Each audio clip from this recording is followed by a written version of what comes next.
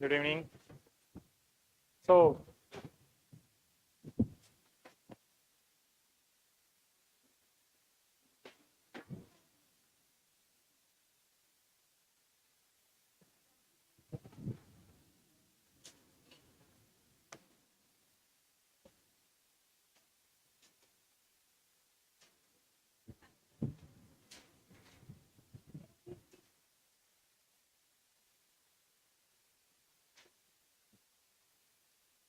to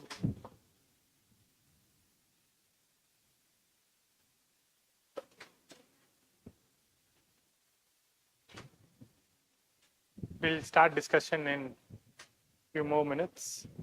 So let people join in.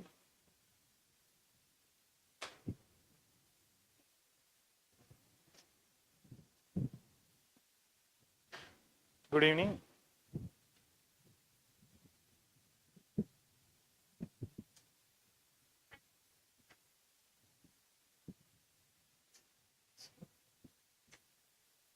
Good evening. Good evening.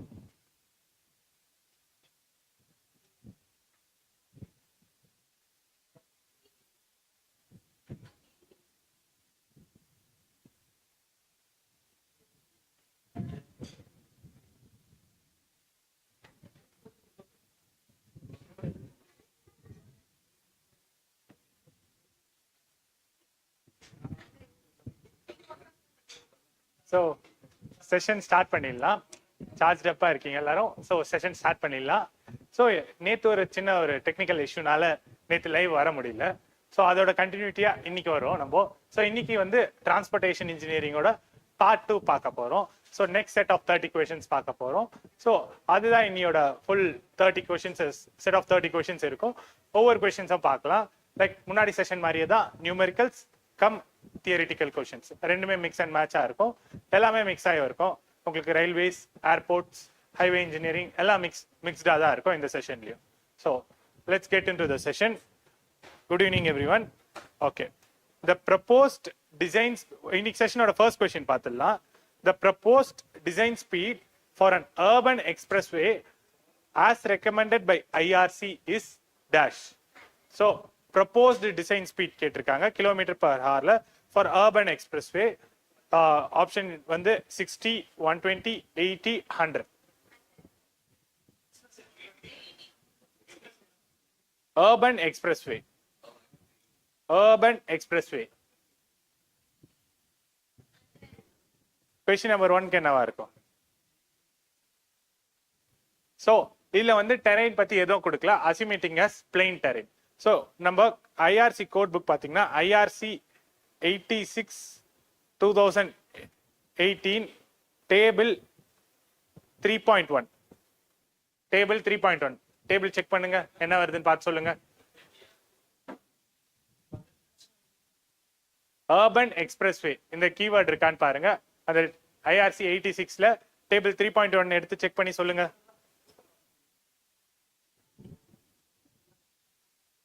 எல்லாரும் check பண்ணுங்க. Table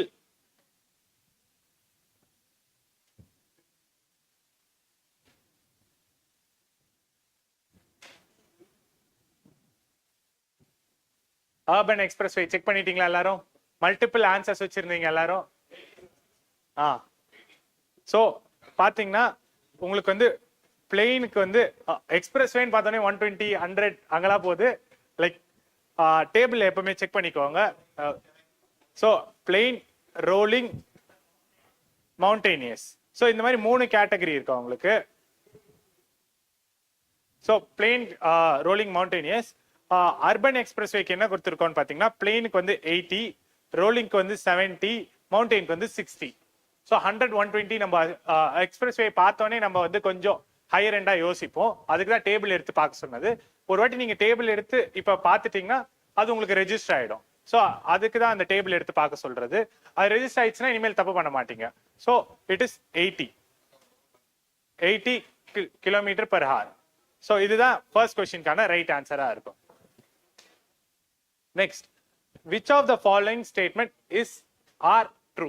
கொடுத்திருக்க 2 ஸ்டேட்மெண்ட்ல எது வந்து ட்ரூவான ஸ்டேட்மெண்ட்னு கேட்குறாங்க. CST sleepers are made of wood ஒன்று, செகண்ட் வந்து composite sleeper index is calculated for wooden sleepers. இதுல எது சரி எது தவறு? இல்ல ரெண்டுமே சரியா? ஃபர்ஸ்ட் ஒன் ஏன் தப்பு?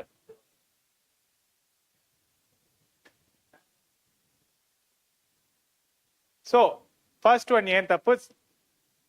எதுவா என்ன ரீசனா இருக்கலாம்? கரெக்ட். இப்போ CST series of sleepers are made of வுட்னு கொடுத்திருக்காங்க. So CST sleepers are made of wood கிடையாது, are made of cast iron. நம்ம லாஸ்ட் டிஸ்கஷன் கிளாஸ் பார்க்கும்போது பார்த்தோம் பாட் அண்ட் போ ஸ்லீப்பர்ஸ் ஒன்று பார்த்தோம். அப்ப பாத்தீங்கன்னா இது எதால பண்ணிருப்பாங்க? காஸ்ட் அயர்ன் பார்த்தோம். அந்த காஸ்ட் அயர்னோட லிஸ்ட் கொடுத்துருந்தோம் நம்ம. ஸோ அதுல பாத்தீங்கன்னா இந்த CST 9 ஒன்று கொடுத்துருப்போம். ஸோ அது எல்லாமே வந்து it's made of cast iron. அப்ப your statement 1 is wrong. The composite sleeper index is calculated for wooden sleeper. This statement is true. அப்போ only 2 இந்த ஆப்ஷன் வந்து only 2, only 1 கிடையாது, only 2. தேர்ட் ஆப்ஷன் ரெண்டுமே only 1 ன்னு இருக்கு. தேர்ட் ஆப்ஷன் வந்து only 2ன்றது. So only 2 இந்த செகண்ட் ஸ்டேட்மெண்ட் மட்டும் தான் உங்களுக்கு கரெக்டான statement. So moving on to the next question. CST 9 ஒரு ஸ்லீப்பர் பார்த்திருப்போம் நம்ம காஸ்ட் அயர்ன்ல. அது ஃபர்தரா நம்ம கிளாஸ்ல டிஸ்கஸ் பண்ணும்போது இன் டெப்தா பார்த்துக்கலாம். In diagrams of cross section of the ரெயில்ஸோட கிராஸ் செக்ஷன் டயக்ராம் இருக்கு. அந்த டயக்ராம்ல the rails are sometimes shown tilted. Like rails இப்படி கொடுக்காம கொஞ்சம் tilted-ஆ கொடுக்குறாங்க. இதுக்கான ரீசன் என்னது? The reason for this tilt in the rail is for what? எதுக்காக கொடுத்திருக்க?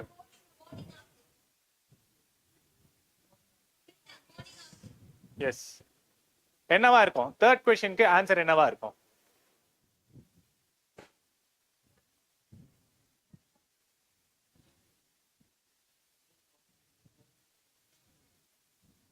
क्वेश्चन நம்பர் 3க்கு என்ன ஆன்சரா இருக்கும்? சோ இதுக்கு பாத்தீங்கன்னா இந்த டில்டிங் எதுக்காக கொடுக்கறாங்கன்னா to eliminate the demerits of conings of wheels. So to eliminate the demerits of the coning of wheels.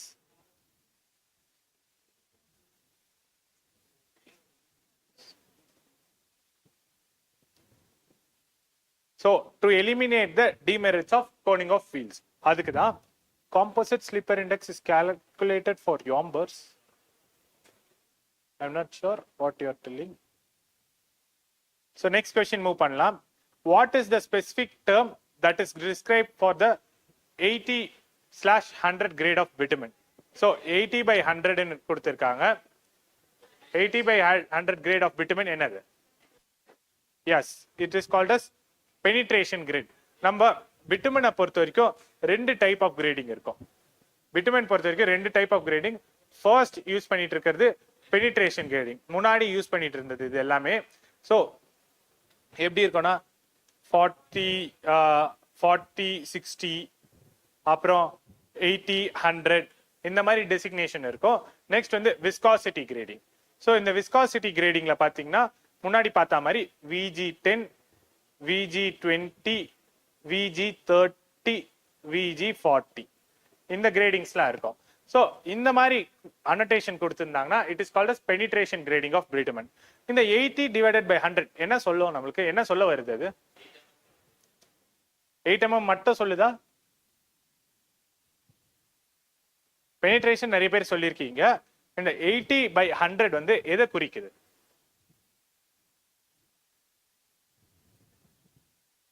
எதை குறிக்குது? What is 80/100? So first penetration test பத்தி கொஞ்சம் தெரிஞ்சுக்கலாம். ஸோ பெனிட்ரேஷன் டெஸ்ட்னா ஒன்றும் இல்லை, உங்களோட லைக் பெனிட்ரேஷன் டெஸ்ட் அப்பாரட்டஸ்ல நீங்க bitumen வைப்பீங்க. என்ன டெம்பரேச்சர்ல வைப்பீங்க bitumen? 25 degree Celsius. 25 டிகிரி செல்சியஸ்ல வைப்போம். ஸோ இதுல வந்து லைக் அந்த டெம்பரேச்சர்ல 100 கிராம் லைக் உங்களோட 100 கிராம் வெயிட் ஒன்று இருக்கும். லைக் அந்த பெனிட்ரேஷன்ல 100 கிராம் வெயிட்ஸ் ஃபார் 5 செகண்ட்ஸ், 5 செகண்ட்ல எவ்வளவு பெனிட்ரேட் ஆகுது அப்படின்றது தான் நீங்க கண்டுபிடிப்பீங்க.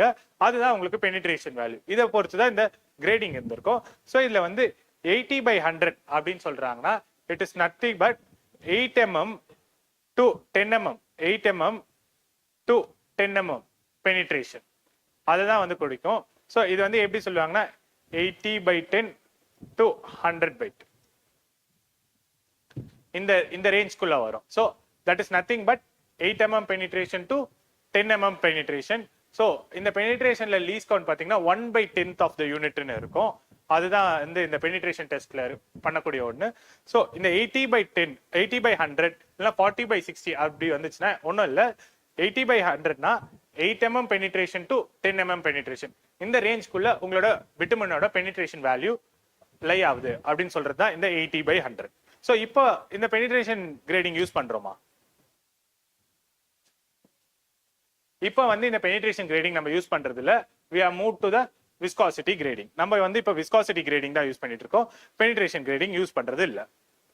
Next question number 5. The design speed for a highway increases with increase in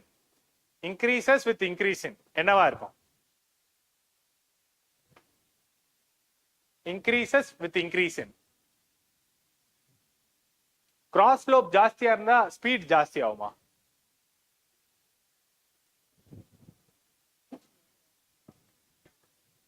traffic increase ஆனா ஸ்பீட் ஜாஸ்தி ஆகுமா? சோ ஆப்ஷன்ஸ் பாத்தீங்கனாலே தெரிஞ்சிடும் உங்களுக்கு என்னென்ன ஆப்ஷன்ஸ் கொடுத்திருக்காங்க. நல்லா கவனிங்க. Curvature, quality of the pavement material, cross slope of the drain, traffic density. என்னவா இருக்கும்? Quality of pavement. உங்க ரோடு நல்லா இருந்தா வேகமா ஓட்டுவீங்க. ரோடு சரியில்லைன்னா ஆட்டோமேட்டிக்கா நம்ம ஸ்பீட் வந்து குறைஞ்சிரும். அதுதான் பேசிக்கா. So quality of pavement material. So நல்ல அண்டுலேஷன்ஸ் இல்லாத பேவ்மெண்ட்லாம் பார்த்தீங்கன்னா you have a good riding speed. இது அண்டுலேஷன்ஸ் நிறைய இருந்துச்சுன்னா அது வந்து அவ்வளோ நல்ல ஸ்பீட்ல உங்களால ரைட் பண்ண முடியாது, கம்ஃபர்ட் வந்து குறையும். ஸோ இந்த பேவ்மெண்ட் மெட்டீரியலோட குவாலிட்டி வந்து லைக் ஒரு பேவ்மெண்ட் இருக்கு, அந்த பேவ்மெண்ட்டை எப்படி நீங்க இந்த குவாலிட்டி லைக் அந்த குவாலிட்டியை நீங்க ஐடென்டிஃபை பண்ணுவீங்க? இது வந்து ஸ்மூத் ஃபார் ரைட் இல்லை இது ரஃப் ஃபார் ரைட் அப்படின்னு எப்படி குவான்டிஃபை பண்ணுவீங்க? அதுக்கு ஒரு பராமீட்டர் இருக்கு. என்ன பராமீட்டர்னு சொல்ல முடியுமா? 2 பராமீட்டர் இருக்கு. ஏதாச்சும் ஒண்ணு சொன்னா கூட பரவாயில்ல. என்ன கண்டுபிடி? ரஃப்னஸ் ஒண்ணு, இன்னொன்னு ரஃப்னஸ் கண்டுபிடிப்போம். இன்னொன்னு பம்ப் இண்டிகேட்டர் சொல்லியிருக்கீங்க, அது இன்ஸ்ட்ருமெண்ட். அன்இவன்னஸ் இண்டெக்ஸ். ஸோ அன்இவன்னஸ் இண்டெக்ஸ்னு ஒரு பராமீட்டர் இருக்கும். அதுவுமே இந்த குவாலிட்டி ஆஃப் பேமெண்ட் பத்தி சொல்றது தான். So next question number 6. Flat, gravitational and hump yard are types of what? Flat, gravitational and hump yards are types of which of the following 4 yards?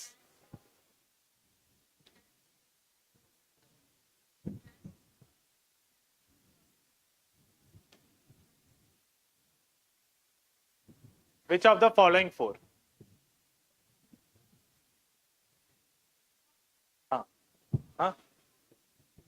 ஒவ்வொன்னா சொல்றேன்.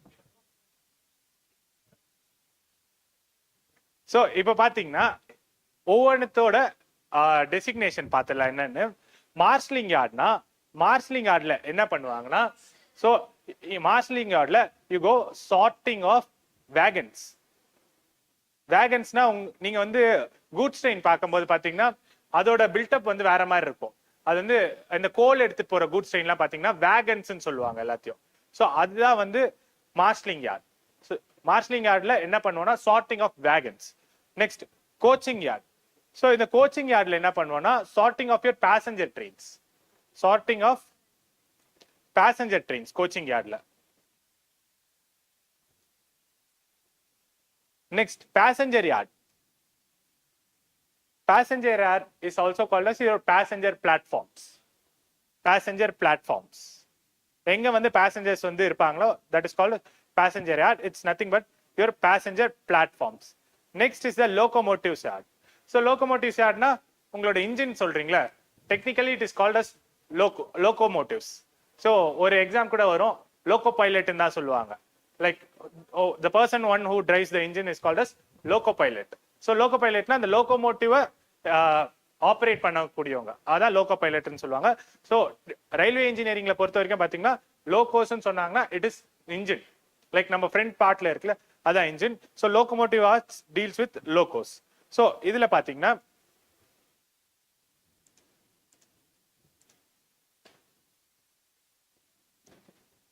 இது வந்து deals with locos.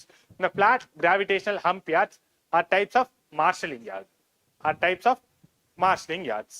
Next, இந்த question solve பண்ண try பண்ணுங்க. Easy basic question தான் இது, ரொம்ப கஷ்டமான கொஸ்டின் இல்ல, ரொம்ப பேசிக் கொஸ்டின்ஸ் தான். So the length of one rail is 15 meters and number of sleepers per rail length is 22. Find the expression for sleeper density and also find the number of sleepers required for construction of 525 meter of track. So pen paper எடுத்தீங்கன்னா பண்ணிரலாம்.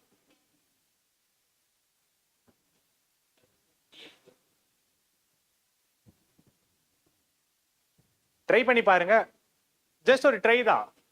நம்ம இப்ப try பண்ணலன்னா எக்ஸாம்ல போய் try பண்ண முடியாது. இப்ப ட்ரை பண்ணிட்டா எக்ஸாம்ல கரெக்டா எழுதிட்டு வந்துடலாம்.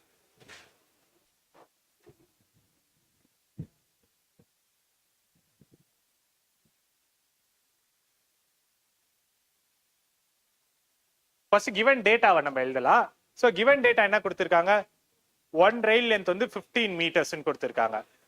15 மீட்டர்ஸ்னா அந்த 15 மீட்டர் ரயில் லென்த்துக்கு எத்தனை ஸ்லீப்பர் வைக்கணும்ன்றத என்ன சொல்லியிருக்காங்கன்னா 22 ஸ்லீப்பர். அப்போ ஒரு ரயில் லென்த்துக்கு யூனிட் 22 ஸ்லீப்பர்ஸ்.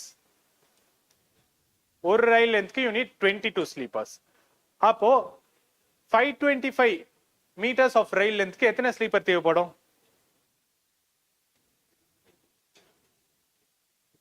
கண்டுபிடிங்க.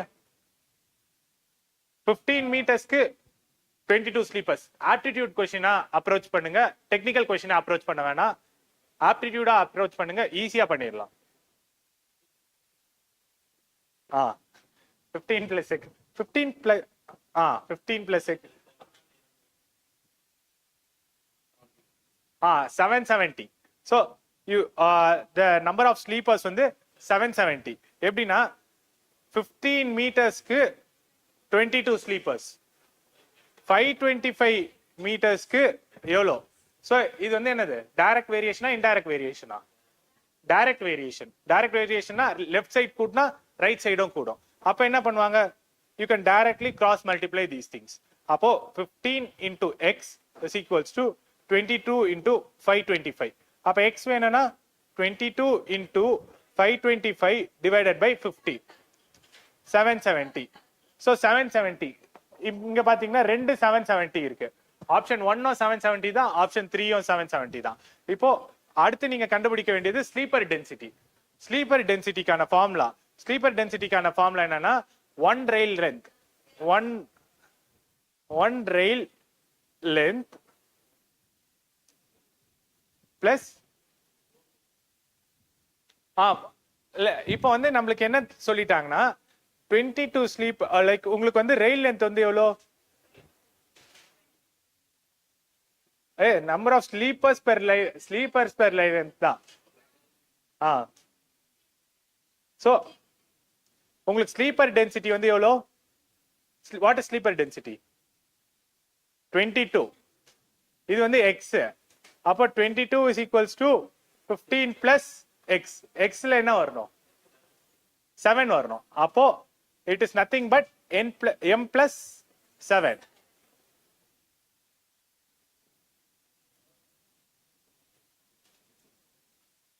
It is nothing but m plus 7.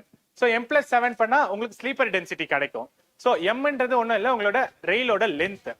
So அது பிராட் கேஜா இருந்துச்சு. சப்போஸ் இதுல வந்து 15 மீட்டர் கொடுக்காம பிராட் கேஜ்னு கொடுத்தாங்க, எவ்வளவு எடுப்பீங்க? 13. அப்போ வந்து ஸ்லீப்பர் டென்சிட்டி என்ன வரும்? 13 இல்ல, ஸ்லீப்பர் டென்சிட்டி 22. அப்போ அந்த டென்சிட்டி இண்டெக்ஸ் 9 வரும், m plus 9 வரும். ஸோ அந்த மாதிரி கொஞ்சம் என்னென்ன டிஃபரன்ஸ்ன்றது தெரிஞ்சுக்கோங்க. பிராட் கேஜா இருந்துச்சுன்னா 13 மீட்டர் ஒரு ரெயிலோட லென்த். ஸோ இதுக்கான ரைட் ஆப்ஷன் ஃபர்ஸ்ட் ஆப்ஷன் 770, அப்புறம் m plus 7. Next question number 8. Very good, 9 சொல்லியிருக்கீங்க. Question number 8. The stage of plate laying in track construction includes.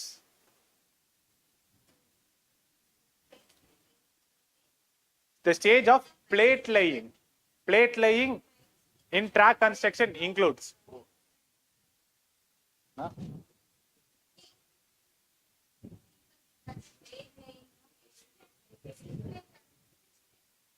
the stage of plate laying in track includes?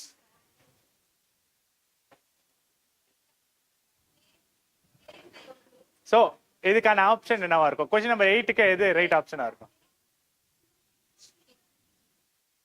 பிளேட்னா fish plate, அதான் நமக்கு first வரும். ஆனா அதுதான் ரொம்ப தப்பா இருக்கும். எடுத்தோடனே அதுக்கு போயிடாதீங்க.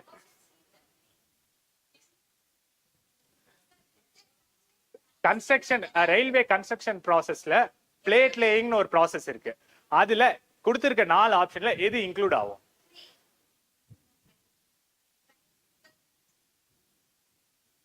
சோ இந்த பிளேட் லேயிங் கன்ஸ்ட்ரக்ஷன் சீக்வன்ஸ்ல எதுக்கு அப்புறம் வரும்னு தெரிஞ்சா போதும் உங்களுக்கு. உங்களுக்கு ஃபார்மேஷன் வித் தெரியுமா? ஃபார்மேஷன் வித், அதுக்கு மேல என்ன வரும்? Ballast cushioning, depth of ballast குஷனிங்லாம் பாத்தீங்களா? சோ இந்த பிளேட் லேயிங்ல என்ன ஆக்சுவலா பண்ணுவோம்னா, this plate laying in track construction includes placing of your rails and your sleepers. Placing of rails and sleepers. நம்ம பிளேட் லேயிங்னோடனே ஃபிஷ் பிளேட்டுக்கு போகாதீங்க. பிளேட் லேயிங்னா first it includes placing of rails and sleepers. So ஒரு formation width ready ஆனதுக்கு அப்புறம் பண்ணக்கூடியது. So placing of rails and sleepers. Next question, question number 9. இதுவுமே ரயில்வேஸ் கொஸ்டின் தான்.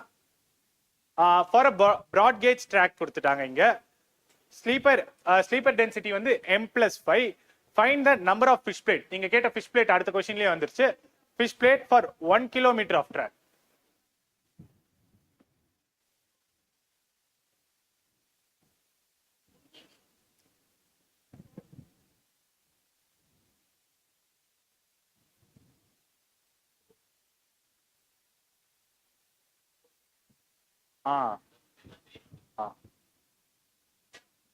So question number 9 க்கு what will be the number of fish plate required?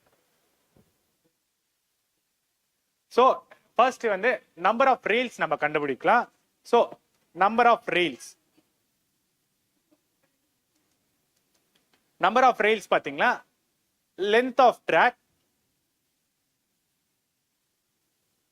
divided by 1 rail length.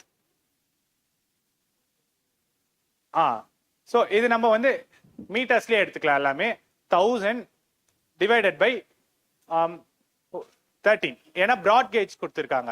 So broad கேஜ்னா என்ன அர்த்தம்? ஒரு ட்ராக்கோட like ஒரு ரெயிலோட length பார்த்தீங்கன்னா 13 meters. So 1000/13 போட்டிங்கன்னா உங்களுக்கு அப்ராக்சிமேட்டா 77 வரும். அப்ராக்சிமேட்டா 76.92 வரும். It is rounded of to 77. அப்போ 77 ரெயில் லென்த் வேணும். So 77 in like it, this is one side into 2. So you have 2 joints. So into 2, 77 into 2, it is 154. Again you have to multiply by 2. So that is 308. Here you need 308 fish plates. So you need 308 fish plates. So the right answer is 308. Very good. 9 க்கு 1 நிறைய பேர் சொல்லிருக்கீங்க. Next, question number 10. Signs having red border, white background, black symbol.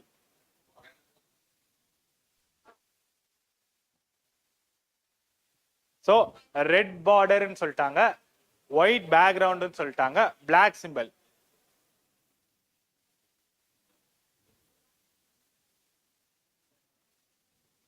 இந்த மாதிரி. So it can be both warning and prohibitory sign. ரெண்டுமே இருக்கும்.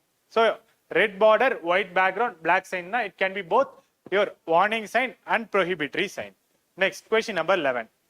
As per IRC, which of the following is not a recommended characteristic of road shoulder? 4 ஆப்ஷனே தெளிவா படிச்சு பாருங்க. Like ஒரு சின்ன வேரியேஷன் தான் இருக்கும் உங்களுடைய ஆன்சர் கிடைக்கிறதுக்கு. As per IRC, which of the following is not a recommendation னு கேட்டிருக்காங்க. Not a recommended characteristic for road shoulders. எல்லா ஆப்ஷனும் தெளிவா படிச்சு பாருங்க.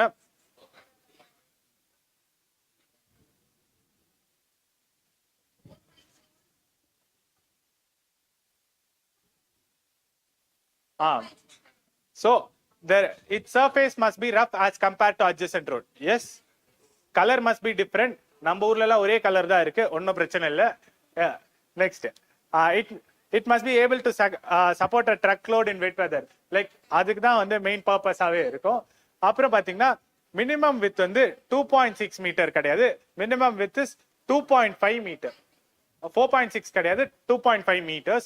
So the wrong statement is 3. Its minimum width should be 2.5 meters.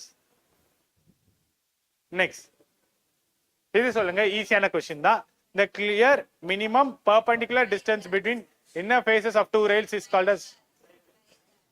So the minimum ஒரு face of rail இருந்து இன்னொரு face of rail க்கு the clear distance is called as rail gauge. Rail gauge. So gauges வந்து list பண்ணுங்க. First narrow gauge. சரி, narrow size narrow. சரி, narrow விட்டுருங்க, metre இருக்குவாங்க. Metre gauge பேர்லயே 1 மீட்டர் இருக்கு, 1. Next broad gauge 1.676. ஓகே, மீட்டர்ஸ்ல. இது தவிர ஸ்டாண்டர்ட் காஜ்னு ஒன்னு இருக்கு. 1.3 1.475 435 475. So 1.4 two more digits are there. What are the two more digits? 435. உங்களோட மெட்ரோ ரயில்ல ஸ்டாண்டர்ட் காஜ். சோ நேரோ கேஜ்க்கு இன்னும் ஆன்சரே வரல. மேல நிறைய பேர் சொல்லுங்க. 0.762 0.762 meters is your narrow gauge. So இந்த கேஜஸ் வந்து உங்களுக்கு தெரியணும். Next, which of the following will have a more viscous bitumen? Like சின்னதுல இருந்து பெருசு. நேரோ தான். நம்ம படிக்கிற தியரி வரைக்கும் நேரோ தான். அதுக்கு கீழே லைக் R&D பண்ணி என்னாச்சு இருந்துச்சுன்னா சொல்லுங்க. பட் நம்ம பவுண்டரிக்குள்ள வச்சுக்கலாம், நம்ம எக்ஸாம் பவுண்டரிக்குள்ள. Narrow, metre, broad gauge, standard gauge. Next, which of the following will have more viscous bitumen? More viscous bitumen. Bottom coat, tack coat, wet coat, prime coat.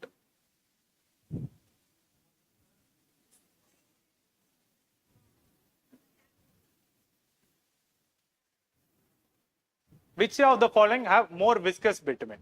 So viscous na actually innadu. What is viscous? Resistance to flow. Viscous is resistance to flow. So அது resistance to ஃப்ளோன்றது general definition. அது இன்னும் டெக்னிக்கலா define பண்ணலாம். But let's take it resistance to ஃப்ளோன்னு. So இப்போ இந்த resistance to flow வந்து பிட்டுமென்ல பாத்தீங்கன்னா கொஞ்சம் விஸ்காசிட்டி ஜாஸ்தியா இருக்கும். லைக் பிட்டுமெனும் தண்ணியும் கம்பேர் பண்ணீங்கன்னா லைக் பிட்டுமென் இஸ் மோர் விஸ்கஸ். இப்போ கொடுத்துருக்கக்கூடிய நாளத்துல விச் இஸ் மோர் விஸ்கஸ்ன்னு கேட்குறாங்க. கொடுத்துருக்கக்கூடிய நாலுமே பிட்டுமென் டைப் தான். ஸோ அதுல எது மோர் விஸ்கஸ்ன்னு கேட்டிருக்காங்க. நம்ம வந்து பாத்தீங்கன்னா ரெண்டு கோட் லைக் நீங்க வந்து subgrade, sub base, base course, wearing course போறோம்ல. அப்ப போகும்போது என்ன ஆகும்னா நம்ம வந்து பிரைம் கோட்னு ஒண்ணு போவோம். பிரைம் கோட்னு. சோ இந்த பிரைம் கோட் பாத்தீங்கன்னா இந்த பிரைம் கோட்டோட மெயின் ஃபங்க்ஷன் என்னன்னா, எதனாச்சும் வாய்ட்ஸ் இருந்துச்சுன்னா அந்த வாய்ட்ஸை அடைக்கிறதுக்காக பண்றது தான் இந்த பிரைம் கோட். இந்த பிரைம் கோட்டுக்கு மேல we go for another coat known as tack coat. So இந்த tack coat வந்து எதுக்குன்னா பாண்டிங். லைக் நீங்க மேல போட போற லேயருக்கு பாண்ட் ஒரு அதேசிவா கம் மாதிரி ஆக்ட் ஆகும். சோ அதுதான் டேக் கோட். இந்த டேக் கோட் பாத்தீங்கன்னா இந்த டேக் கோட் தான் வந்து மோர் விஸ்கஸ். சோ இந்த டேக் கோட் வந்து பிட்டுமென் தான். பட் அந்த பிட்டுமெனோட சம் பைண்டர்ஸ் ஆட் பண்ணி அதோட விஸ்காசிட்டியை குறைச்சிருப்பாங்க.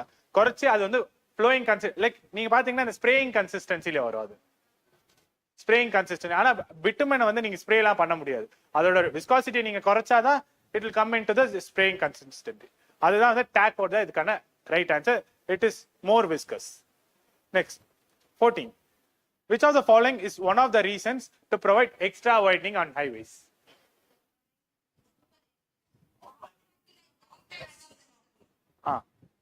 Which of the following is the one of the reason for providing extra widening na aesthetic கொடுத்துருக்காங்க, ஆஃப் ட்ராக்கிங் கொடுத்துருக்காங்க, சூப்பர் எலிவேஷன் கொடுத்துருக்காங்க, செட்பேக் டிஸ்டன்ஸ் கொடுத்துருக்காங்க. என்னவா இருக்கு? இல்ல மெயின் பர்பஸே லைக் எக்ஸ்ட்ரா வைடனிங்கான மெயின் பர்பஸே என்ன ஃபங்க்ஷன் என்னன்னு பாத்தீங்கன்னா ஆஃப் ட்ராக்கிங் ஆஃப் வெஹிக்கிள்ஸ் தான்.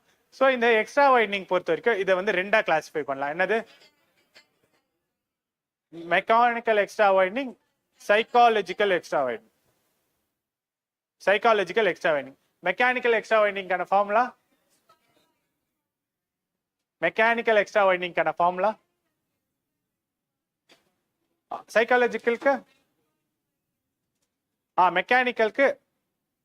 மெக்கானிக்கலுக்கு சொல்லுங்க எழுதிடலாம். L square by 2R number of planes நீங்க கன்சிடர் பண்ணோம், NL square by 2R. நெக்ஸ்ட் சைக்காலஜிக்கலுக்கு 9.5, அதுக்கப்புறம் வர மாட்டேங்குது, 9.5 வரைக்கும் வருது. V by 9,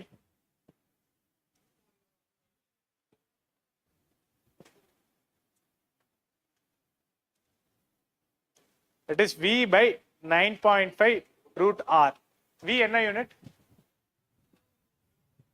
V என்ன யூனிட்?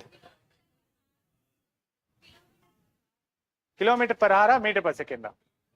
அதுவுமே படிச்சுக்கோங்க. இந்த ஹைவே இன்ஜினியரிங் பொறுத்த வரைக்கும் நீங்க ஃபார்முலா படிக்கும்போது என்ன யூனிட்ல சப்ஸ்டிட் பண்றது ரொம்ப முக்கியம். ஏன்னா ஒரு யூனிட் மாறிச்சுன்னா உங்க ஃபார்முலா மாறும். ஹைவே இன்ஜினியரிங்ல எல்லாம் நீங்க ஸ்டாப்பிங் சைட் டிஸ்டன்ஸ்ல இருந்து எடுத்தீங்கனாலே வரும். SSD, OSD எல்லாமே வந்து அந்த கன்வர்ஷன் ரொம்ப முக்கியம். அந்த கன்வர்ஷனோட படிச்சுக்கோங்க. Next question number 50. இந்த கொஸ்டின் வாங்க.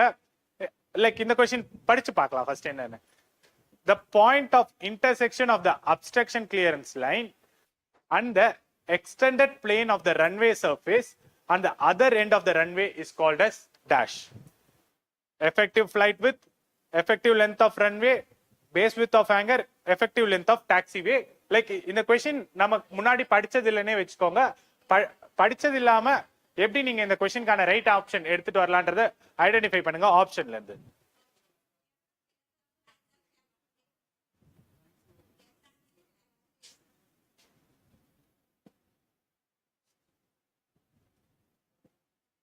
என்னவா இருக்கும்? சோ ஒவ்வொன்னா பார்க்கலாம். லைக் யாருக்கும் எதுவும் தெரியாது, நம்ம படிக்கவே இல்லை எப்படின்றத ஜஸ்ட் பாத்துக்கலாம். இல்ல ஜெனரலா எல்லாருக்குமே புது கொஸ்டின் தான், எப்படி அப்ரோச் பண்றதுன்னு பாத்துக்கலாம். ஒவ்வொன்னா பார்க்கலாம். ஃபர்ஸ்ட் எஃபெக்டிவ் ஃபிளைட் வித்னு ஒரு ஆப்ஷன் இருக்கு. ஃபிளைட்டோட வித்துக்கும் கொடுத்திருக்கக்கூடிய கொஸ்டினுக்கும் ஏதாச்சும் ரிலேஷன் இருக்கா? கொடுத்திருக்கிறது என்ன கொடுத்திருக்காங்க?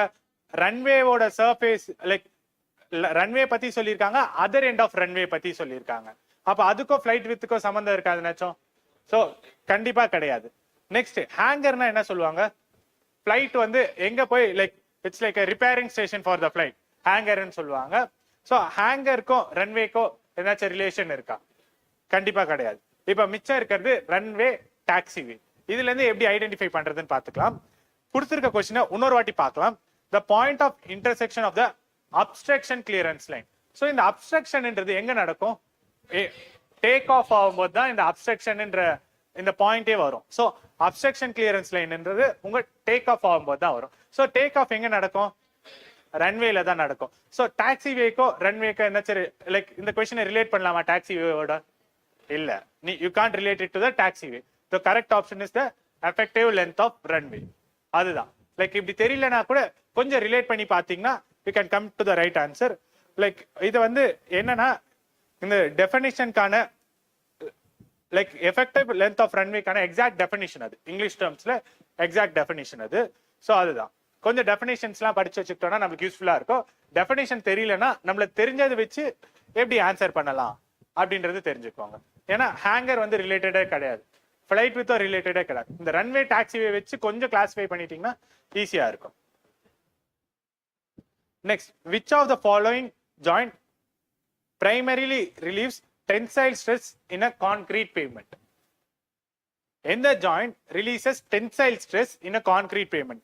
Expansion, construction, contraction, longitudinal. Which is the right answer?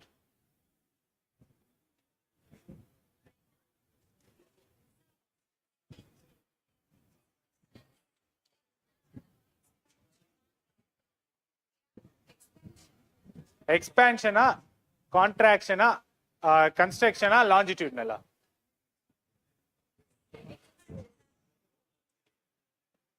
Which is going to be the right option? So which of the following types of joint primary release tensile stress pathina it is stress contraction joint.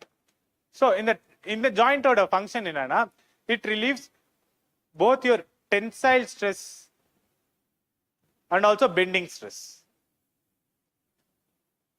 So idukana right option pathina it is going to be contraction joint. So contraction joint release your tensile stress and also your bending stress. Rigid pavement la padipala. Rigid pavement la padichirpala adudha andha concept da. Like doubt irundhuchna இன்னொரு வாட்டி எடுத்துட்டு போய் அந்த நோட்ஸை பாருங்க, கொஞ்சம் நீங்க refresh பண்ணிக்கலாம். Next, the bitumen that is obtained as a residue during the distillation of high resin petroleum is called as. இதுல ஒரு கீவேர்ட் இருக்கு, இந்த keyword is residue.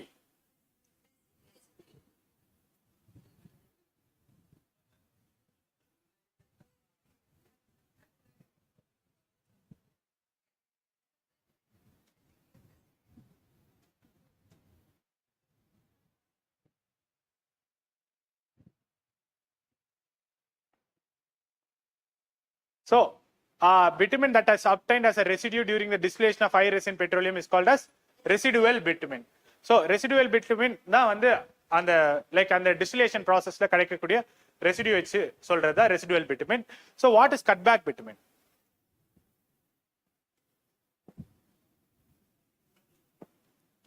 What is cutback bitumen? இது கூட क्वेश्चनா வந்திருக்கு நிறைய இடத்துல. Cutback bitumen னா bitumen plus other petroleum solvents, like எது வந்து கலக்குறோம்னு, so other petroleum distillates ன்னு சொல்லுவாங்க. so அதுதான் வந்து cutback bitumen. so இதுல வந்து என்னென்ன இருக்கும்னா it can be naphtha compounds or your அந்த distillation processல வரக்கூடிய higher compounds. bitumenக்கு மேல higher compounds என்ன வருதோ அது எல்லாமே வந்து நீங்க மிக்ஸ் பண்ணலாம். so that is your cutback bitumen. Kerosene மோஸ்டா யூஸ் பண்ண மாட்டாங்க, பட் நாப்தா ப்ராடக்ட்ஸ் எல்லாமே லைக் நாப்தா ப்ராடக்ட்ஸ் ஜெனரலா அதை டேர்ம் பண்ணிடுவாங்க. It can also be kerosene but generally termed as naphtha. Next, which of the following gradients will have the maximum value? Which of the following gradients will have the maximum value? Minimum gradient, exceptional gradient, minimum gradient for steep terrain, limiting gradient for plain and rolling terrain.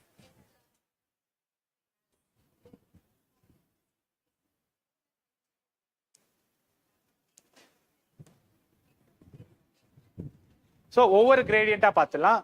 First you have ruling gradient. So what is ruling gradient? So ruling gradient is the maximum allowable gradient on a regular road. So maximum allowable gradient on a regular road தான் வந்து ruling gradient ன்னு சொல்லுவோம். Next, ruling gradient அடுத்து வரக்கூடியது தான் வந்து so ruling gradient க்கு பாத்தீங்கன்னா minimum tractive effort இருக்கும். லைக் நிறைய tractive effortனா லைக் நீங்க கிளைம் பண்றதுக்கு tractive effort நிறைய தேவைப்படாது. Next, limiting gradient. இதுக்கு அடுத்தபடி பாத்தீங்கன்னா you have limiting gradient. So in the limiting gradient வந்து it is more than the ruling gradient. ruling gradient தாண்டி அடுத்து வரக்கூடிய gradient தான் limiting gradient ன்னு சொல்லுவோம். so இந்த gradient வந்து ruling gradient ஓட ஜாஸ்தியா இருக்கும். இதுக்கு அடுத்தபடி பாத்தீங்கன்னா you have exceptional gradient. exceptional gradientனா லைக் உங்களோட ஸ்பெஷல் கேசஸ் மாதிரி. அது லைக் உங்களுக்கு வந்து லிமிட்டிங் gradient கொடுக்க முடியல, எக்ஸெப்ஷனல் தான் கொடுக்க முடியும்னா லைக் அந்த மாதிரியான ஹில்ஸ்ல எல்லாம் பாத்தீங்கன்னா நீங்க வந்து exceptional gradient தான் கொடுக்க முடியும். so that is your exceptional gradient. so exceptional gradient is more than your limiting gradient. so இதுக்கு exceptional gradient தான் இருக்கலையே maximum gradient. லைக் மேக்ஸிமமா இந்த ஆர்டர்ல வரும். so it is exceptional gradient for your plain and rolling terrain. so இந்த exceptional gradient எவ்வளவு டிஸ்டன்ஸ்க்கு கொடுக்க முடியும்னு யாராச்சும் சொல்ல முடியுமா?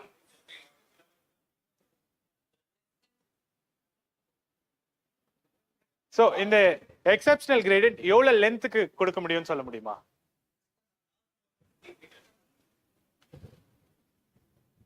இந்த exceptional gradient should not exceed 100 meter at a stretch. Should not exceed 100 meter at a stretch. So அப்ப எப்படி இருக்கலாம்னா நீங்க 100 meter கொடுக்குறீங்கன்னா this gradient 100 meterனா it should be followed by a 100 meter flat terrain. அதுக்கப்புறம் தான் நீங்க வந்து ஒரு 100 meter gradient கொடுக்கணும். இந்த எக்ஸெப்ஷனல் gradient பொறுத்த வரைக்கும் should not be greater than 100 meter. ஸ்பெசிபிக்கா இல்ல, பட் அப்பர் லிமிட் வந்து 100 meters. அதை தாண்டி போக வேணாம். Next, total width of the road is 10 meters. Camber is 2%. What is the height of crown? Central range formula. Central range கான formula என்னது? Y max is equals to W by 2N. Substitute பண்ணி answer சொல்லுங்க. .?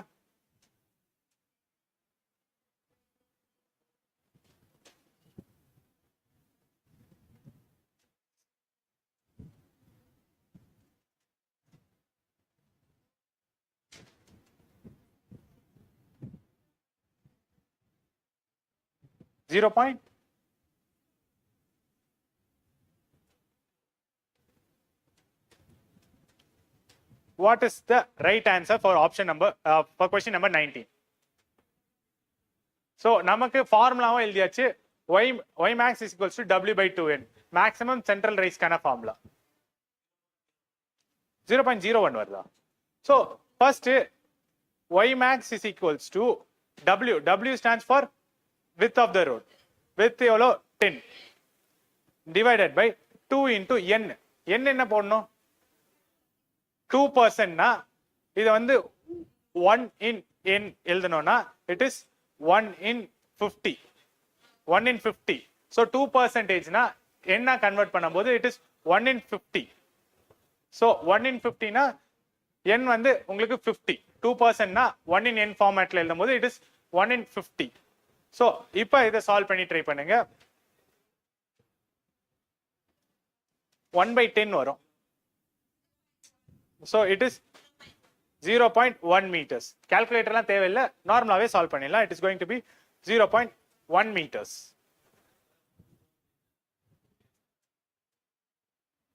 Two percentage அதான் 2 by 100, 1 by 50. Like பர்சன்டேஜா கொடுத்துருக்கத நீங்க divided by 100 போட்டு fractional value எழுதுறீங்க, அவ்வளவுதான். 0.1 meters. Next, which of the following is not classified under the category of carriageway markings? So carriageway markings கீழ எது classify பண்ணல, like which is not classified under carriageway markings?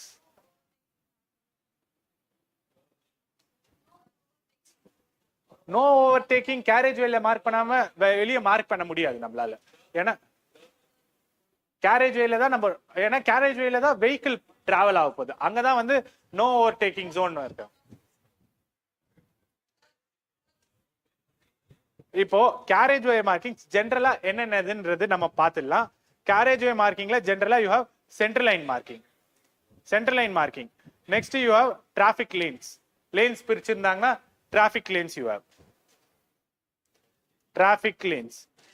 அப்புறம் you have pedestrian crossings. So அதான் உங்களோட zebra crossings சொல்றோம், pedestrian crossings. அப்புறம் you have border lines, like border lines, road studs வச்சிருப்பாங்க, border lines. Border lines. இதை தவிர என்ன இருக்கும்னா bus lines. Bus line marking பார்த்துருக்கீங்களா? இப்போ புதுசா போட்டிருக்காங்க பஸ் லைன்லாம். பஸ் லைன் மார்க்கிங்ஸும் உங்களுக்கு கேரேஜ்வே மார்க்கிங்ஸ் தான். அப்புறம் no parking. No parking. No parking இப்போ நிறைய இடத்துல போட்டிருக்காங்க நோ பார்க்கிங் 500 மீட்டர்ஸ்னு அந்த எழுதியிருக்காங்க எல்லோ கலர்ல, அது பார்க்கலாம். அப்புறம் நோ ஓவர்டேக்கிங். நோ ஓவர்டேக்கிங் ஜோன்ஸும் இதுல தான் இருக்கும். ஸோ இதுல எது ஆட் ஒன் அவுட்னு பார்த்தீங்கன்னா கர்ப் மார்க்கிங்ஸ். கர்ப் மார்க்கிங்ஸ் வந்து கேரேஜ்வே மார்க்கிங்ஸ் கீழே வராது. ஸோ கர்ப்னா கேரேஜ்வே கடுத்து ஷோல்டருக்கு அடுத்து தான் you have this kerbs, raised part are like that is called as your curb. So curb markings வந்து உங்களுக்கு carriageway markings கீழ வராது. Next question number 21. For prevention of creep in railway track, which of the following methods can be adopted? For prevention of creep in railway track, which of the following methods can be adopted? Method கேக்குறாங்க. ஒரு method identify பண்ணா கூட நீங்க எடுத்துடலாம்.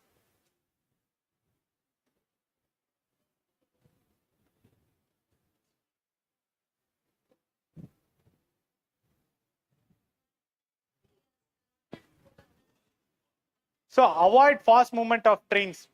இது வந்து நீங்க prefer பண்ணுவீங்களா மாட்டீங்களா? லைக் கொடுத்திருக்கக்கூடிய 4 ஆப்ஷனை பாருங்க first. Which of the following methods can be adopted for prevention of creep?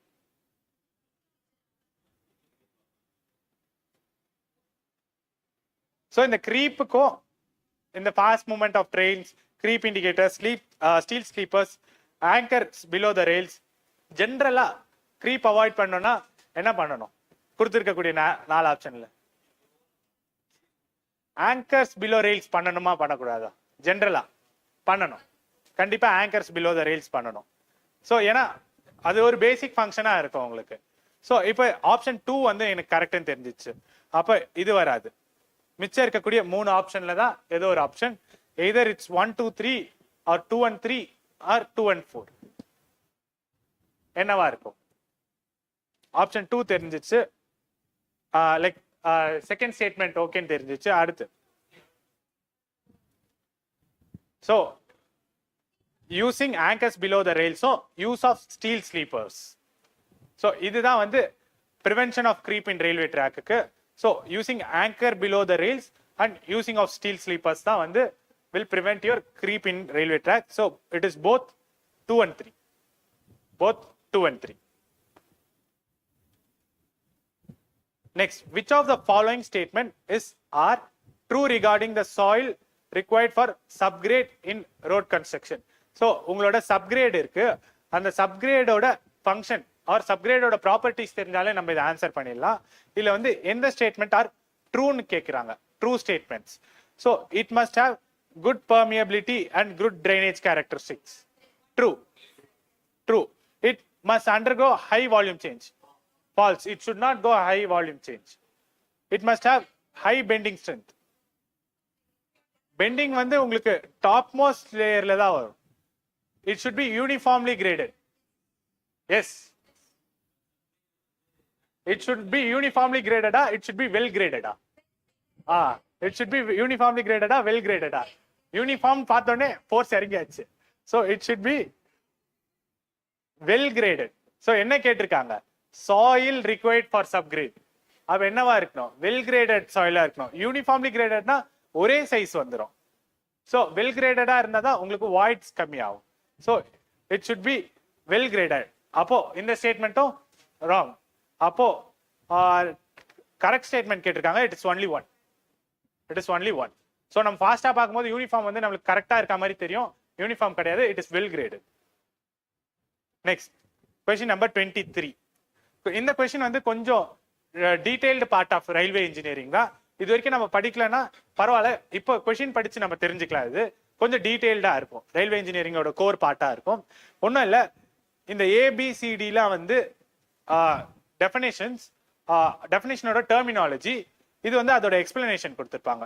So ABCD வந்து உங்களுக்கு டெர்மினாலஜி, இங்க இருக்கக்கூடிய 1 2 3 4 1 2 3 4 வந்து அதுக்கான explanation, like detail explanation of the terminology. இதை வந்து நம்ம மேட்ச் பண்ணணும் ஒவ்வொன்றா. ஸோ எப்படி மேட்ச் பண்ணலான்னு பாருங்க. ஃபர்ஸ்ட் ஒவ்வொன்றா நம்ம படிச்சு தெரிஞ்சுக்கலாம். ஆன்சர் தெரியுதோட ஒவ்வொன்றா என்னன்றது ஃபர்ஸ்ட் தெரிஞ்சுக்கலாம். First lead of crossing. So lead of crossing. So இந்த லீட் ஆஃப் கிராசிங்னா ஜென்ரலா பார்க்கும்போது இந்த லீட் ஆஃப் கிராசிங் வந்து என்ன சொல்லுவாங்கன்னா கர்வ் லீட் மைனஸ் ஸ்விட்ச் லீடுன்னு சொல்லுவாங்க. லைக் இதை வச்சு ஒரு நியூமரிக்கல் வரும். கர்வ் லீடும் ஸ்விட்ச் லீடும் கொடுத்துருந்தாங்கன்னா கர்வ் லீட் மைனஸ் ஸ்விட்ச் லீட் போனாங்கன்னா இந்த லீட் ஆஃப் கிராசிங் சொல்லுவாங்க.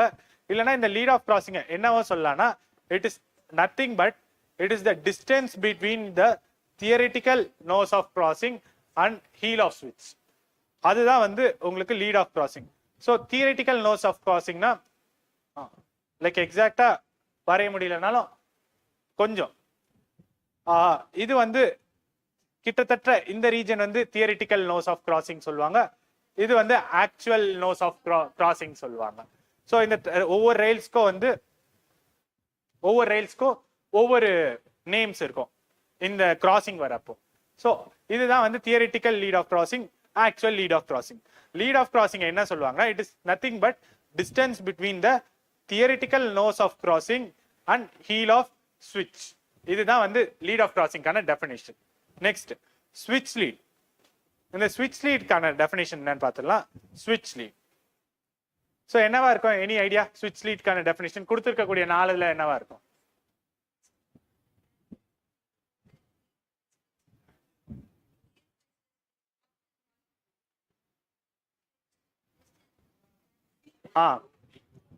So switch lead in pathina, switch lead is nothing but distance between your tangent point T and heel of switch. Heel of switch. Distance between tangent point T and heel of switch TL measured along the length of track. So length of track and the direction you are measuring. So that is called as your switch lead. Next is your curve lead.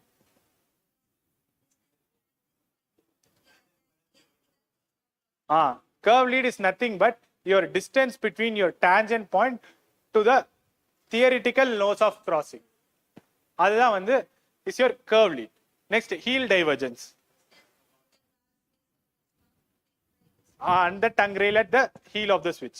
So heel divergence என்ன பாத்தீங்கன்னா, it is the distance between your running faces of the stalk rail and the gauge faces of your tongue rail when measured at the heel of switch. Actual definition அது இங்க வந்து கொஞ்சம் cut short பண்ணி கொடுத்திருக்காங்க. Distance between the gauge faces of the stalk rail and tongue rail கொடுத்திருக்காங்க. So அந்த tongue rail at heel of switch. அதுதான் வந்து heel divergence. So இதுக்கான ரைட் ஆப்ஷன் பாத்தீங்கன்னா 4 தான் இதுக்கான ரைட் ஆப்ஷனா வரும். Next, the method of proportioning mostly used for concrete rigid pavements on road construction is what? Like which of the following 4 methods they follow for the proportioning of concrete mix for rigid pavements?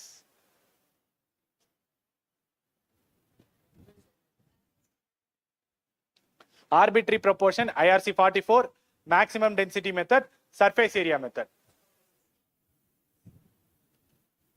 Which of the following is done?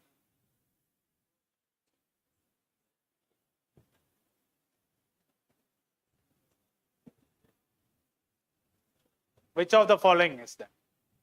So ஒன்னும் இல்லை, இந்த IRC 44 என்னதுன்னு தெரிஞ்சாலே உங்களுக்கு answer தெரிஞ்சிடும். IRC 44 வந்து என்னதுன்னு பாத்தீங்கன்னா, it is nothing but your guidelines for cement concrete mixed design for your rigid pavements. So guidelines for cement concrete mixed design for rigid pavements, அதுதான் இந்த IRC 44. So இதுக்கான ரைட் ஆப்ஷன் பாத்தீங்கன்னா IRC 44 தான். So இந்த IRC 44ல தான் வந்து உங்களுக்கு mix டிசைன்கான கைட்லைன்ஸ்லாம் கொடுத்துருப்பாங்க. அந்த ப்ரொபோஸ்டிங்லாம் ஜென்ரலா மிக்ஸ் டிசைன்னு கேட்டா என்ன கோட் புக் யூஸ் பண்ணுவீங்க? எதுவுமே இல்லை, கான்கிரீட் மிக்ஸ் டிசைன் சொல்லியிருக்காங்க. என்ன code book? It is IS 10262. இதுதான் வந்து ஜென்ரலா மிக்ஸ் டிசைன் கேட்டா. ஸோ இதுல ஸ்பெஷலா வந்து ஃபார் கான்கிரீட் ரிஜிட் பேமெண்ட்ஸ் கேட்டிருக்காங்க IRC 44. நெக்ஸ்ட் IRC 37 எதுக்கு யூஸ் பண்ண? 37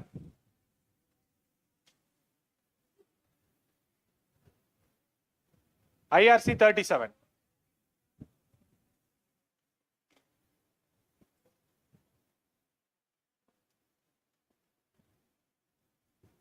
So IRC 37, IRC 58 ரொம்ப முக்கியம். flexible pavement design க்கு வந்து IRC 37, rigid pavement design க்கு IRC 50. ரொம்ப முக்கியம் ஹைவே இன்ஜினியரிங்ல இந்த ரெண்டு code book. So IRC 37, IRC 58 ரெண்டுமே முக்கியம். Next question number 25. which of the following statements are correct with reference to the road formation width?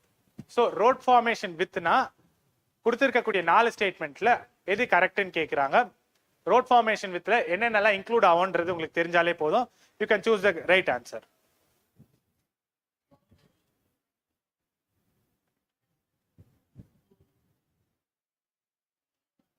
road formation width இல்லனா formation width. formation width na கண்டிப்பா width of pavement இருக்கும் or width of carriageway. width of carriageway width of carriageway plus like width of carriageway like separated road இருந்தா width of carriageway plus medians வரப்போகுது. அதை தவிர்த்து median பத்தி இங்க எதுவுமே கொடுக்கல ஆப்ஷன்ல. plus width of shoulders plus width of shoulders. shoulders ஓட minimum width இப்பதான் பார்த்தோம், it is 2.5 meters. so இப்போ இந்த ஸ்டேட்மெண்ட் இந்த அண்டர்ஸ்டாண்டிங் வச்சு ஸ்டேட்மெண்ட்ஸ் பார்க்கலாம். it is the bottom width of embankment, it is bottom width of cutting, like it is bottom width of cutting da bottom width of embankment வராது. it is inclusive of width of shoulders. like option 3 தெரிஞ்சாலே போதும். option 3 கரெக்ட்னா நீங்க இதை eliminate பண்ணிடலாம், இதை eliminate பண்ணிடலாம். இது ரெண்டுத்துல இருந்து தான் வரப்போகுது. அப்ப இந்த ரெண்டுத்துலயும் பாத்தீங்கன்னா 1 கிடையாது. அப்போ 1 நீங்க எலிமினேட் பண்ணிடலாம். so side range width of side rangeலாம் வராது. so it is going to be only 2 and 3. 2 and 3 எங்க இருக்கு? 2 and 3. 2 and 3 தான் வந்து உங்களுக்கு ரைட் ஆப்ஷன். கொஞ்சம் ஆன்சர் கொடுத்திருக்கக்கூடிய ஆப்ஷன்ல இருந்து சூஸ் பண்ண ட்ரை பண்ணுங்க. 1 and 3 1 and 2 இந்த காம்பினேஷன் வந்துச்சுன்னா காம்பினேஷன் வச்சு ஸ்டேட்மெண்ட்ஸ் எலிமினேட் பண்ண ட்ரை பண்ணுங்க. Next question number 26. as per IRC 67 என்னென்ன மேட்ச் த ஃபாலோயிங். இது ரெகுலேட்டரி சைன்ஸ் ஒன்னும் வேணா, வார்னிங் சைன்ஸ் மட்டும் நம்மளுக்கு தெரிஞ்சா போதும். வார்னிங் சைன்ஸ் எப்படி இருக்கும்?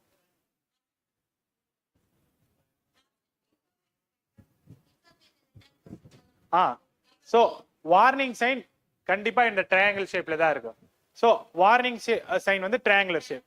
இன்ஃபர்மேட்டரி சைன் ரெக்டாங்குலர் ஷேப். இன்ஃபர்மேட்டரி நீங்க வந்து டிஸ்டன்சஸ் எல்லாம் பாக்குறீங்களா, லைக் ஒரு ஊர்ல இருந்து இன்னொரு ஊர் போகும்போது எவ்வளவு கிலோமீட்டர்ஸ், லைக் அந்த இன்ஃபர்மேட்டரி சைன்ஸ் எல்லாமே வந்து ரெக்டாங்கிளா தான் இருக்க போகுது.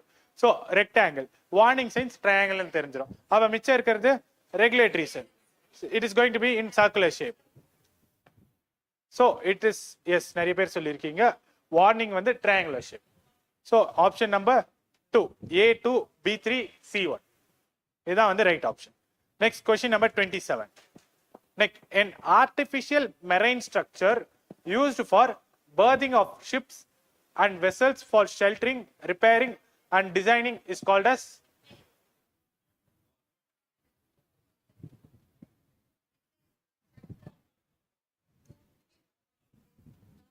you have port, dock, breakwater, lighthouse.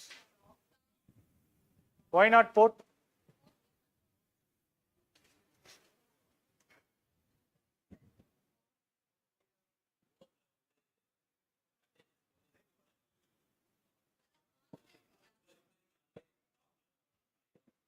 so இந்த போர்ட்னு பாத்தீங்கன்னா இந்த போர்ட்ல எல்லாமே இன்க்ளூட் ஆகும். உங்களோட பர்த்ஸ், அப்புறம் உங்களோட டாக்ஸ், அப்புறம் உங்களோட ஸ்டோரேஜ் ஏரியா, அப்புறம் வந்து நீங்க வந்து கிரேன்ஸ் எல்லாம் வச்சுங்களா, அன்லோடிங் கிரேன்ஸ் வச்சிருந்தீங்கன்னா, குவே கிரேன்ஸ், வார்ப் கிரேன்ஸ் எல்லாம் வச்சிருந்தீங்கன்னா அது, உங்களோட பிரேக் வாட்டர்ஸ், இது எல்லாமே அந்த போர்ட். அந்த போர்ட்னா ஹோல்சம் ஏரியா. ஸோ இதுல வந்து கேட்டிருக்கிறது marine structure use for berthing of ships and vessels for sheltering, repairing and designing. So அது பாத்தீங்கன்னா it is only dock. It is only dock. Dock மட்டும்தான் அதுக்கான ரைட் ஆன்சர். போர்ட்னா மொத்த லைக் ஹோல்சம் டெர்மினாலஜி அது. Next, highway lighting serves which of the following purposes?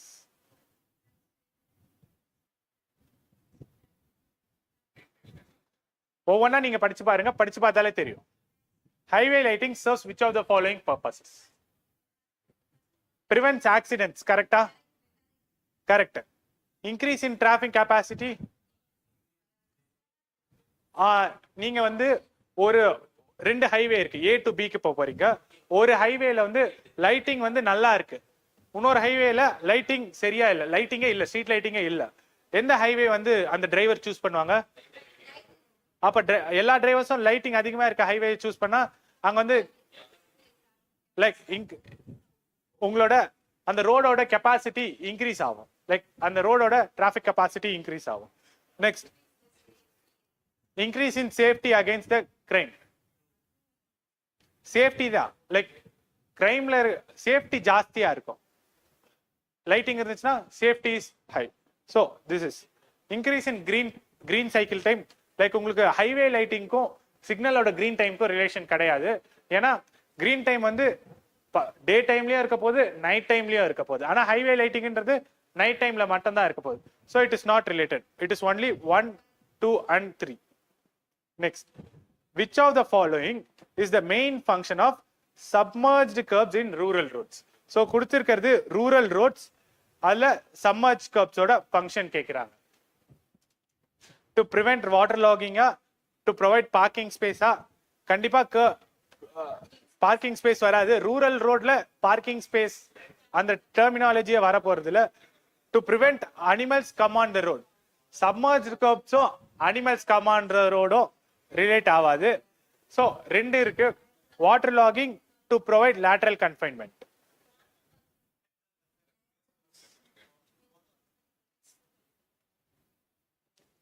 So இதுக்கான right option பார்த்தீங்கன்னா submerge kerbs rural roads எதுக்குன்னா to provide lateral confinement to your base course. Lateral கன்ஃபைன்மெண்ட்னா ஒன்றும் இல்லை, லைக் உங்களுக்கு சப்போர்ட்ஸ் அந்த பேஸ் கோர்ஸ் இருக்கும்ல, அந்த பேஸ் கோர்ஸோட எண்ட்ஸ்ல லைக் அது வந்து கன்ஃபைண்டா இருக்கு, ரொம்ப டிஸ்ட்ரிபியூட் ஆகி வெளியே வராம இருக்கிறது கன்ஃபைண்டா வைக்கிறதுக்கு தான் இந்த சப்மர்ஜ் கர்ப்ஸோட ஃபங்க்ஷனா இருக்கும் உங்களோட ரூரல் ரோட்ஸ்ல. Next, the last question for the day. In Penske-Martin test for bitumen, a momentary flash was seen at a temperature of 200 degrees Celsius and a bitumen burned for at least 5 seconds at a temperature of 240 degrees Celsius. What is the flash point and fire point? Flash point கான டெஃபினிஷனோ fire point கான டெஃபினிஷனோ தெரிஞ்சாலே போதும். Water logging primary purpose கிடையாது submerge கர்ப்ஸ்ல ரூரல் ரோட்ஸ்ல. Primary purpose வந்து என்னவா இருக்கும்னு பாத்தீங்கன்னா லேட்டரல் கன்ஃபைன்மெண்ட் ஃபார் பேஸ் கோர்ஸா தான் இருக்கும். அதனால தான் ஆப்ஷன் டி வந்திருக்கும்.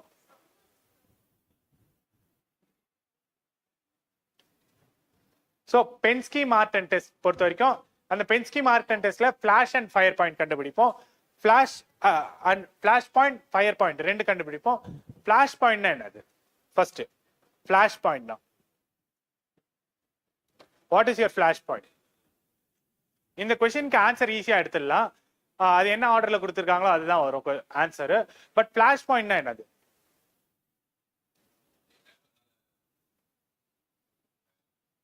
வேப்பர்னால சோ ஃபிளாஷ் பாயிண்ட்னா கொஞ்சம் ரிஃபைன் பண்ணி சொல்லிக்கலாம்.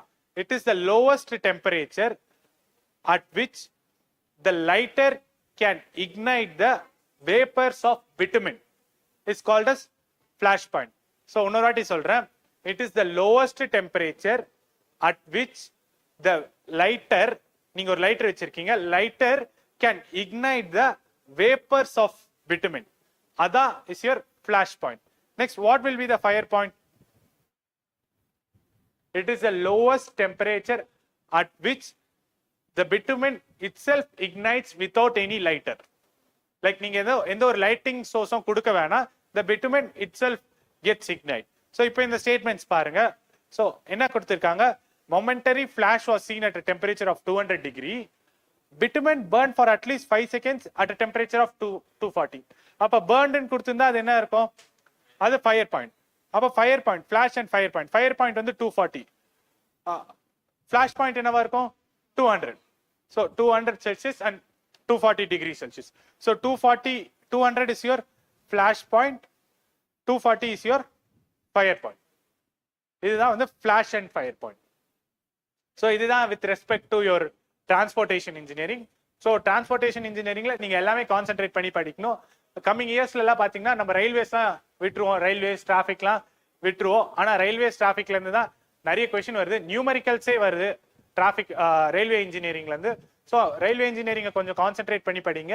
ஏர்போர்ட் இன்ஜினியரிங்கும் ஏர்போர்ட் இன்ஜினியரிங்ல முக்கியமா இந்த ரன்வே பார்ட் மட்டும் ரொம்ப முக்கியம். அந்த காம்பனன்ட்ஸ்ல இந்த ரன்வே பார்ட் மட்டும் நல்லா படிச்சுக்கோங்க. ரன்வே, டாக்ஸிவே, லைக் ஹேங்கர்னா என்னது, அந்த பார்ட் மட்டும். அப்புறம் ரன்வே லைட்டிங், இந்த பார்ட்ஸ்லாம் கொஞ்சம் முக்கியம் ஏர்போர்ட் இன்ஜினியரிங் பொறுத்த வரைக்கும். ஹார்பர் இன்ஜினியரிங் பொறுத்த வரைக்கும் அந்த காம்பனன்ட்ஸ்லாம் என்னென்னு தெரிஞ்சுக்கோங்க. பொலார்ட்னா என்னது, ஃபெண்டர்னா என்னது. What is Pollard? பொலார்ட்னா என்னது?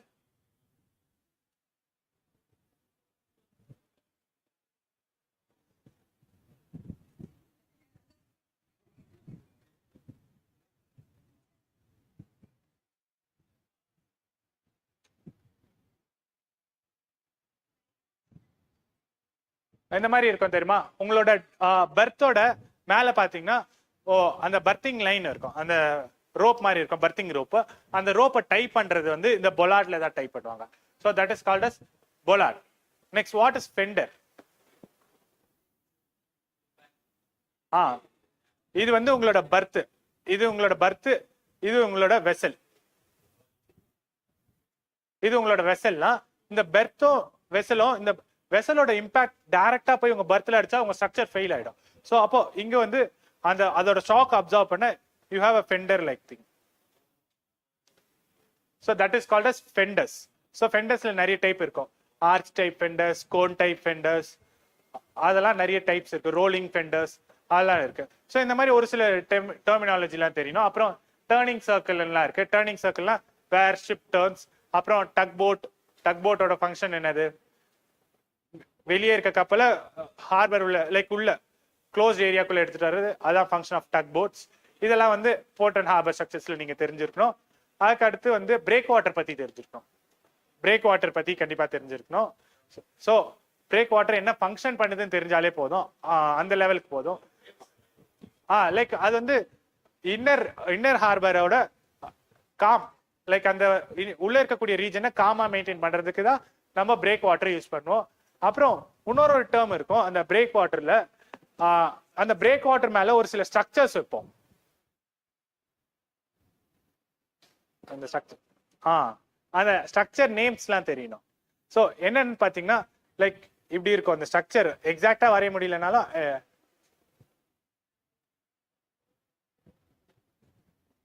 இந்த மாதிரி ஒரு ஸ்ட்ரக்சர் இருக்கும்.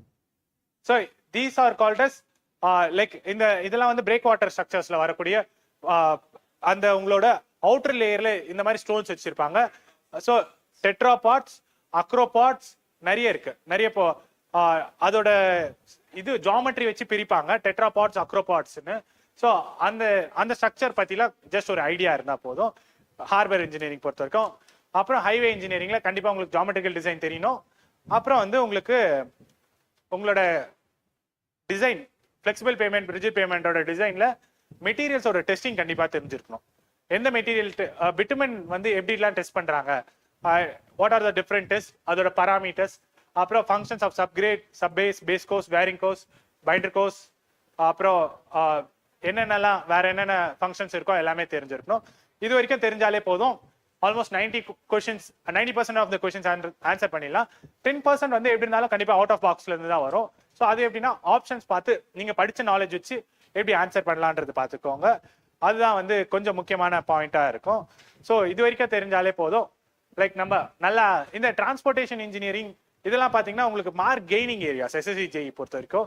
ஸோ அதனால இந்த பார்ட்லாம் விட்டுறாதீங்க, நல்லா கான்சென்ட்ரேட் பண்ணி படிங்க. லைக் நமக்கு வந்து ஸ்ட்ரக்சர் பார்ட் கூட தெரியலன்னா இந்த டிரான்ஸ்போர்ட்டேஷன் பார்ட்லாம் வந்து நம்ம டெய்லி பார்க்கறது பழகிறது தான் கிட்டத்தட்ட. ஸோ அதனால கொஞ்சம் டிராஃபிக்லாம் நம்ம டெய்லி பார்க்கறது தான் என்னன்றது தெரிஞ்சிடும். ஸோ இந்த பார்ட்ல வரக்கூடிய கொஸ்டின்ஸ்லாம் வந்து மிஸ் அவுட் பண்ணிடாதீங்க. இதுல கிடைக்கக்கூடிய மார்க்ஸை மிஸ் அவுட் பண்ணாம எடுத்துக்கோங்க. ஸோ இதுதான் வந்து with respect to transportation engineering. நாளைக்கு நம்ம இன்னொரு நியூ சப்ஜெக்டோட 6 PM கிளப்ல SSC JE surveying question discussion சீரீஸ்ல பார்ப்போம். ஸோ இந்த செஷனை இதோட முடிச்சுக்கலாம். தேங்க்யூ.